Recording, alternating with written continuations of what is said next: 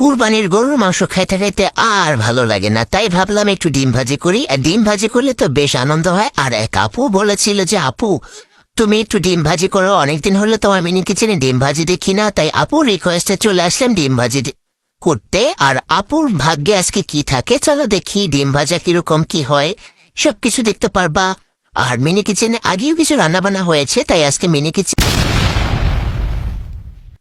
ইন্নানিল্লাহ শেষ মেশা ডিমটা খাওয়াই গেল না। দেখো কি অবস্থা, ডিমটাকে আমি অবশেষে খুঁজে পেলাম চুলার মধ্যে। আর এখন ডিমটাকে তুলে নিব। আপু তোমার কমেন্ট রাখতে যেয়ে দেখো আমার ডিমের অবস্থা কোথায় চলে গেছে, কি রাগ করলা আপু তুমি? আর ডিম খাওয়া হলো না তোমার। যাক, নেক্সটে আবার একটা ভিডিও দিব তোমার জন্য ডিম ভাজা করে খাওয়াবো তোমাকে, নিশ্চয়ই রেডি থাকো আপু। আর ডিম পোড়া ভীষণ গন্ধ, তাই আর কি করবো, তাই কতগুলো পানি দিয়ে দিলাম চুলার মধ্যে।